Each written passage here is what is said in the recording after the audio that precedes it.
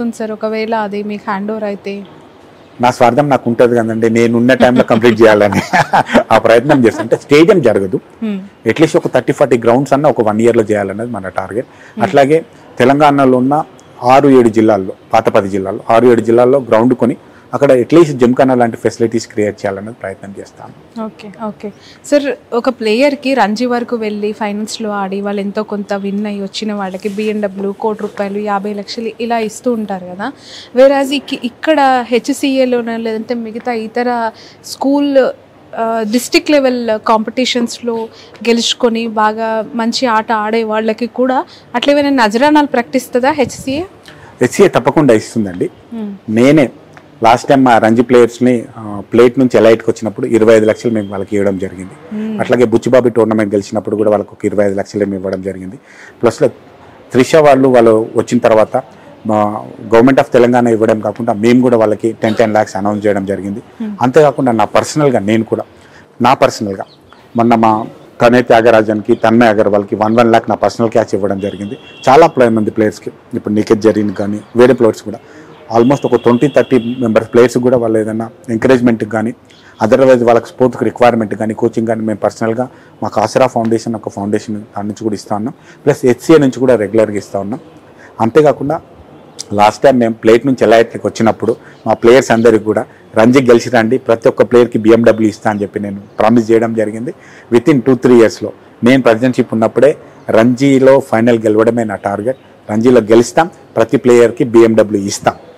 Challenge ఇది. Okay so selection ప్రాసెస్లో సినిమాలో చూపిస్తూ ఉంటారు కదా, కొంత ఎక్కడో 1-sidedగా ఉంటుంది, ఇన్ఫ్లుయెన్స్ చేస్తారు. సెలెక్షన్ చేయాలి అని అంటే కొన్ని లంచాలు, ముడుపులు అవి ఇవి ఉంటాయి, నిజమేనా? అది పాత రోజుల్లో, ఇప్పుడు కాదు.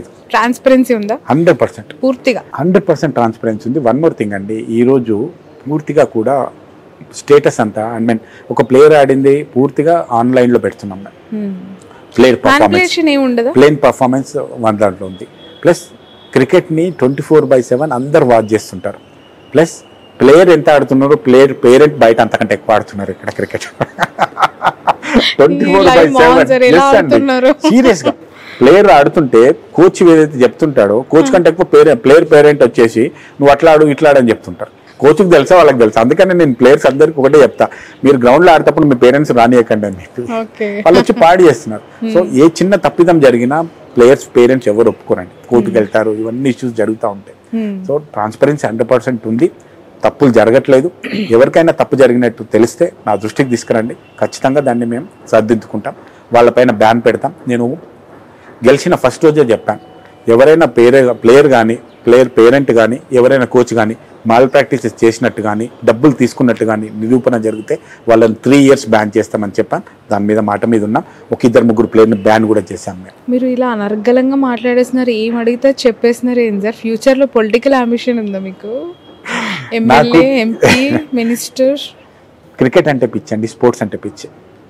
నాకు పొలిటికల్గా చాలా అవకాశాలు కూడా ఉండింది, కానీ నా లైన్ అది కాదని నేను తీసుకోలేదు. నాకు బిజినెస్ అండ్ స్పోర్ట్స్ రెండే ఇంట్రెస్ట్. నా లైన్ చాలా క్లియర్. ఎస్, కొంతమంది పొలిటికల్ పర్సన్స్కి నేను దగ్గరగా కలిసి పనిచేశాను, వారికి బ్యాక్ అండ్ సపోర్ట్ చేశాను, కాదనట్లేదు. బట్ నేను పొలిటికల్గా ఎప్పుడు రాదలుచుకోలేదు. నా లైఫ్లో పొలిటికల్గా వచ్చేదానికి అవకాశమే లేదు. ఎందుకంటే పొలిటీషియన్స్ చాలా దగ్గరికి చూశాను, వాళ్ళకి పడే కష్టం అండి. ఒకసారి ఒక మంచి పొలిటీషియన్, పెద్ద పొలిటీషియన్ నేను చెప్పాను, అన్న నువ్వు పడ్డే కష్టం బిజినెస్లో వచ్చుంటే అంబానీని మించిపోతుంటివి నువ్వు. సీరియస్గా అంత కష్టపడతారు, ఎంత చేసినప్పటికీ వాళ్ళకి నెగిటివ్ ట్రోలింగ్, తిట్లు అవన్నీ. ఇక్కడ నేనున్నానండి, నాకు ఒక రెస్పెక్టబుల్ పొజిషన్లో ఉన్నా. నన్ను ఎక్కడైనా తప్పు జరిగితే ట్రోలింగ్ చేస్తారు తప్ప రోజు ఏకవచంలో తిట్టడాలు అవన్నీ ఉండవు. కానీ పొలిటీషియన్ ఎవ్రీ డే తిట్టించుకుంటారు, తప్పదు. ఎవరు రాత్రి 11 తర్వాత ఫోన్ వచ్చిందంటే వాళ్ళు బూతులు వినలేక పరిస్థితి ఉంటే బాగుండదు. అందుకంటే నేను పాలిటిక్స్ పోదలుచుకోలేదు. ప్రశాంతంగా ఉన్నా, ఎక్కడ పోయినా రెస్పెక్టబుల్ పొజిషన్ ఉంది. అక్షర చైర్మన్గా కానీ, HCA ప్రెసిడెంట్కి కానీ, వేరే ఏవియేషన్ బిజినెస్లో కానీ, మీడియా పర్సన్ కానీ ఆ రెస్పెక్ట్ ఉంది. ఆ రెస్పెక్ట్ పోడగొట్టుకోదలుచుకోలేదు. ఎన్ని వేల కోట్లు ఉన్నాయి సార్ ఆస్తులు? దయచేసి నాకు సీరియస్గా అంటే వాస్తవంగా నేను వెళ్ళాఫున్నాను, కష్టపడుతున్నాను, ఒక స్టేజ్కి వచ్చాను, రాదన్నట్లేదు. అన్ని డబ్బులు లేవు, కాకపోతే సమాజం నన్ను ఇంకా చాలా పైసలు ఉన్నలా క్రియేట్ చేసింది. I'm enjoying that. Sir Pakistan matches జరిగినప్పుడు చాలా అగ్రెసివ్ ఉంటున్నారు కోహ్లీ. మినిమం కొడితే హాఫ్ సెంచరీ లేదంటే సెంచరీ. మొన్న కూడా చూసాం ఏం సార్ ఏమైనా స్పెషల్? కోహ్లీ కూడా అదే చెప్తున్నాడు కదా, పాకిస్తాన్ అంటే పూనకం వస్తుంది నాకు, నేనేం చేయాలని. ఆయన నరాల్లో జీర్ణించిపోయినట్టుంది. పాకిస్తాన్ ఆయన కొట్టేస్తున్నాడు ఆయన. మొన్న మ్యాచ్ కూడా నేను దగ్గర నుండి చూశానండి, ఎంత విజృంభించాడు, అసలు వేరే వాళ్ళకి ఛాన్స్ ఇవ్వట్లేదు, మస్తు ఆడుతున్నాడు. రియల్ గా కోహ్లీ లాంటి వాళ్ళు ఎప్పుడు మనకు ఒకరు ఉన్నారు. ప్రెసిడెంట్ గా మీరు ఇప్పుడు ఇండియాలో ఎక్కడ ఏ మ్యాచ్ జరిగినా కూడా మీకు ఫ్రీ యాక్సెస్ ఇన్విటేషన్ ఉంటుందా, లేదంటే మీరు కోరుకొని వెళ్ళాల్సిందే? ఆ ప్రెసిడెంట్కి సెక్రటరీకి ఇద్దరికి కొన్ని ప్రివిలేజెస్ ఉంటాయండి, ఆల్ స్టేట్ ప్రెసిడెంట్ సెక్రటరీలకు. మాకు ఏ మ్యాచ్ కున్నా మాకు ఇన్విటేషన్ ఉంటుంది ఖచ్చితంగా బై ఫాల్ట్. అది కాకుండా మాకు ఒక బీసీసీ ఒక ప్రెసిడెంట్ కార్డ్, సెక్రటరీ కార్డు ఇస్తారు. ఆ కార్డు తీసుకొని మేము ఏ స్టేడియం, ఇండియాలో మాత్రం ఏ స్టేడియం ఏ మ్యాచ్ కన్నా వెళ్ళొచ్చు. మాకు ఇండియాలో ఉన్న ఏ మ్యాచ్ కైనా, ఇండియా పాకిస్తాన్, ఇండియాలో ఏ మ్యాచ్ జరిగినా మాకు అంటే బీసీసీ లాంజ్ ఒక లాంజ్ క్రియేట్ చేస్తారు. ఇక్కడ కూడా మనం హైదరాబాద్ మ్యాచ్ ఉన్నప్పుడు బీసీసీ లాంజ్ ఒకటి పెడతాం. ఏ స్టేట్ ప్రెసిడెంట్ సెక్రటరీ వచ్చినా వాళ్ళని మనం వెల్కమ్ చేస్తాం. వాళ్ళకి సంబంధించిన హాస్పిటాలిటీ, మేము ఆ స్టేడియంకి వచ్చినప్పుడు మమ్మల్ని వాళ్ళు రిసీవ్ చేసుకొని రెస్పెక్ట్ చేస్తారు. అట్లాగే ఏ స్టేట్ సంబంధించిన ప్రెసిడెంట్ సెక్రటరీ వస్తే మేము వాళ్ళని రిసీవ్ చేసుకుంటాం. అంతేకాకుండా ఇన్ కేసు మేము ఏమైనా ఫ్యామిలీ వెళ్తున్నాం అనుకోండి, నా ఫ్యామిలీ ఫ్రెండ్స్తో పెద్దగా ఎంకరేజ్ చేయరు. ఫ్యామిలీ వెళ్తే నేను నా ఫ్యామిలీతో వస్తున్నా అంటే వాళ్ళు కూడా నాకు ఏదైతే హాస్పిటాలిటీ ఇస్తారో ఆ లెవెల్ హాస్పిటాలిటీ ఫ్యామిలీ వరకు ఇస్తారు. సార్ ఒక ఫ్యామిలీ సరదాగా టికెట్స్ బుక్ చేసుకొని మ్యాచ్ చూడాలనుకోండి, మ్యాచ్కి ఎన్ని రోజుల ముందు మీరు ఓపెన్ చేస్తారు, ఏ సైట్స్లలో ఉంటాయి, అసలు ప్రాసెస్ ఏంటి? కళ్ళు మూసి తెరిచేలోపు అవి అయిపోతున్నాయి అంటున్నారు, అది ఎలా జరుగుతుంది? మీకు ట్రిక్ ఏంటో చెప్పండి సార్. దీనికి లాస్ట్ టైం కూడా ఎవరు అడిగితే నేను కూడా సేమ్ ప్రాసెస్ ఒకటి ఎక్స్ప్లెయిన్ చేశాను. కంపేర్ తప్ప అయి ఉండొచ్చు, అయినప్పటికీ చెప్తున్నా. అమెరికా వీసా కోసం స్లాట్స్ ఓపెన్ చేసినప్పుడు 2 నిమిషాల్లో వెళ్ళిపోతాయి. సేమ్ ఇంతే జరుగుతుంది ఇక్కడ ఆల్మోస్ట్. ఎందుకంటే క్రికెట్ ఎప్పటి నుంచో క్రేజ్ ఉండి టెక్కీ ఉండే గాయస్ ఉంటారు కదా, వాళ్ళందరూ అదే పనిగా ఎప్పుడు ఓపెన్ అవుతుంది, ఓపెన్ చేయగానే బుక్ చేసుకోవాలని కూర్చుంటుంటారు. ఆన్లైన్ అయినాక ఇంతకు ముందుకేమో ఆఫ్లైన్ ఉండేది, లైన్లో నిలబడితే ఎప్పుడో దొరుకుతుందని గ్యారంటీ ఉండేది. ఇన్ని టికెట్ల వరకు అని ఉండొచ్చు, లేదంటే పొద్దున 5 గంటలకు పోయి లైన్ నిలబడితే నాకు టికెట్ దొరుకుతుందని గ్యారెంటీ ఉండేది. ఇప్పుడు ఆఫ్లైన్ కంప్లీట్ గా పూర్తిగా ఆఫ్లైన్ బంద్ అయిందండి, ఇండియా మొత్తంలో ఆఫ్లైన్ బంద్ అయింది. టికెట్ ఆన్లైన్ లో బుక్ చేసుకున్న తర్వాత టికెట్ డిస్ట్రిబ్యూషన్ అనేది ప్రింట్ చేసి ఇస్తాము, బట్ ఆఫ్లైన్ లో వెళ్ళి ఒక టికెట్ కొనుక్కోవడం లేదు. సో ఎలా నేను ఒకవేళ బుక్ చేసుకోవాలంటే ఎందులో ఆన్లైన్ లో సైట్ లో ఓపెన్ అయినప్పుడు ఇప్పుడు ఏంటంటే Paytm site, SRS site, Paytm site లో మేము లింక్స్ పంపిస్తాం. పేపర్ లో ముందే, మీడియాలో ముందే మేము అనౌన్స్ చేస్తాం ఈ టైంకి టికెట్స్ మేము ఆన్ చేస్తున్నాం అని చెప్పి. ప్లస్ అందరు చాలా స్మార్ట్ ఉన్నారండి, అందరికి తెలిసిపోతున్నాయి, టెకీ అయిపోయారు అందరూ. అది యాక్చువల్గా ఏమైందంటే టికెట్స్ చాలా తక్కువ ఉన్నాయండి మన దగ్గర, 37,000 టికెట్స్.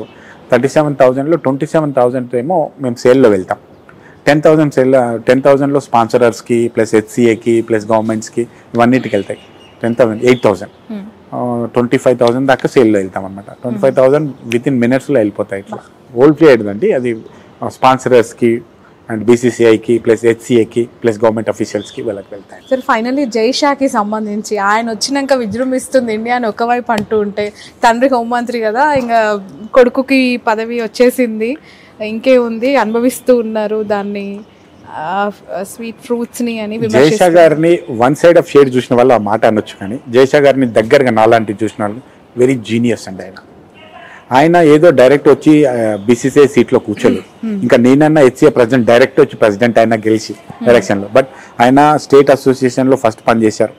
స్టేట్ అసోసియేషన్లో చిన్న పోస్ట్ చేశారు. ఆ తర్వాత స్టేట్ అసోసియేషన్, గుజరాత్ అసోసియేషన్ సెక్రటరీగా చేశారు. ఆ తర్వాత బీసీసీఐలో కొన్ని కమిటీస్లో ఉన్నారు. ఆ తర్వాత బీసీసీఐ సెక్రటరీ అయ్యారు. బీసీసీ సెక్రటరీలో పర్ఫామ్ చూసిన తర్వాత ఐసీసీఐ చైర్మన్ అయినారు. ఇంత లాంగ్ జర్నీ ఉందండి, వన్ డే ఓవర్ నైట్ వచ్చి చేయలేదు. అంతేకాకుండా అమిత్ షా కొడుకు కొన్ని అడ్వాంటేజ్ ఉండొచ్చు, కాదన్ను, బట్ ఎఫిషియన్సీ లేకపోతే ఎవరు ఉండరండి. చాలామంది పొలిటికల్ లీడర్ని కూడా చూసాం మనం, సీట్లో వాళ్ళు కూర్చుంటుండొచ్చు కాకపోతే సీటు నిభాయించింది ఎవరు లేరు. I don't want to take the names, మీ అందరికి తెలుసు. ఎవరికైనా అవకాశం కొంచెం పుష్ వస్తుండొచ్చు తప్ప సీట్ని హ్యాండిల్ చేయడం అంత ఈజీ కాదండి. అట్లాగే జైషా గారి విషయంలో కూడా ఆయన చాలా జీనియస్, చాలా బ్రెయినీ, ఎవరిని ఎక్కడ ఎలా కంట్రోల్ చేయాలని బాగా తెలుసు, ఎవరిని అప్రిషియేట్ చేయాలని కూడా తెలుసు. థ్యాంక్స్ టు జయబాయ్ అండ్ టీమ్, మమ్మల్ని కొంచెం బాగా దగ్గరగా బ్లెస్ చేస్తున్నారు. థ్యాంక్ యూ జై సార్. ఓకే సార్, జై గారి గురించి కొంతమందికి ఆయన ఫుల్ సపోర్ట్ ఇస్తూ ఉన్నారు ఇండియన్ టీంలో అనేది ఒక విమర్శ. టాలెంట్ లేని ఎవరికి ఏం సపోర్ట్ చేసినా ఏం రాదండి. సింపుల్గా చెప్తున్నాను, గవాస్కర్ కొడుకు క్రికెటర్ ఎందుకు అవ్వలేడు? గవాస్కర్ని కాదని చేసే రోజులు ఎవరు లేవు కదా, రైట్? జైషా ఫ్యామిలీ నుంచి ఎవరైనా క్రికెటర్ వచ్చారా? ఇన్ కేస్ మీరు అట్లా అనుకుంటే జైషా ఫ్యామిలీ నుంచి ఎవరినో కొంత తెచ్చి ఆడించవచ్చు కదా, ఎవరిని చేయలేదు. ఎస్, ఎక్కడో దగ్గర ఎవరు మంచిగా ఆడుతున్న ప్లేయర్ని ఆయన అప్రిషియేట్ చేస్తుండొచ్చు కదా. ఇప్పుడు కోహ్లీ గారు బాగా ఆడుతున్నారు, ఆయనను అప్రిషియేట్ చేస్తుండొచ్చు, జయశామనిషి అని చెప్పలేము కదా, అట్లా జరుగుతుండొచ్చు. కానీ టాలెంట్ లేకుండా ఎవరు ఏమీ చేయలేరు. మీరు అన్ని చెప్పారు సార్. ఈ ఇంటర్వ్యూ క్లోజ్ చేయాలంటే మీరు ఆ బుర్కా వేసుకున్న ఫోటోలు ఇవ్వాల్సిందే కెమెరా ముందు. నేనైతే ఫోటోలు ఇప్పుడైతే ప్రెసెంట్ నా దగ్గర లేవు. మీరు ఇస్తా ఉన్నారు. నేనేమంటున్నాను, పేర్లు కూడా సార్, ఇద్దరు పేర్లు చెప్పాను. నెక్స్ట్ టైం మ్యాచ్ జరిగేటప్పుడు, నెక్స్ట్ టైం మ్యాచ్లకు ఖచ్చితంగా వాళ్ళు జరుగుతారు, వాళ్ళతో సెల్ఫీ తీసుకొని నేను పంపిస్తాను. It's my promise. నెక్స్ట్ ఇప్పుడు మ్యాచ్ లో వాళ్ళు వస్తారు, నేను కావాలని సెల్ఫీ తీసుకుంటా, పంపిస్తా. It's my promise. ఇక్కడ కోహ్లీ, విరాట్, మన ధోనివి ఇప్పుడు ఐపీఎల్ లో ఆ రెండు. చెన్నై మ్యాచ్ లేదు మనకు, ఆర్సీబీ మ్యాచ్ లేదు. మేబీ వాళ్ళు ప్లే ఆఫ్ మ్యాచ్ ఖచ్చితంగా వస్తారు అనుకుంటే, ఏదో ఒక టీం వస్తుంది అప్పుడు వస్తారు అనుకుంటా. చార్మినార్ లో వాళ్ళు వెళ్ళే రెస్టారెంట్ పేరు ఏం సార్? పిస్తా హౌస్ లో వాళ్ళు హలీం ఇంట్రెస్ట్ చూపిస్తారు. అంటే ఒక రెస్టారెంట్ అని కాదు, గల్లీలో ఉండే స్ట్రీట్ ఫుడ్, బండి మీద ఉండే ఫుడ్ ఉంటుంది కదా, అది బాగా ఇంట్రెస్ట్. ఏ గేట్ నుంచి వెళ్తుంటారు సార్ మామూలుగా?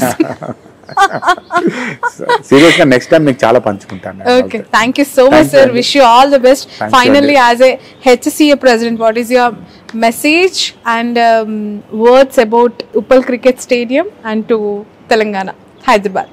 హెచ్సిఏలో మన ఉప్పల్ స్టేడియంలో ఒక పండగ వాతావరణం ఆల్రెడీ ఏర్పడింది.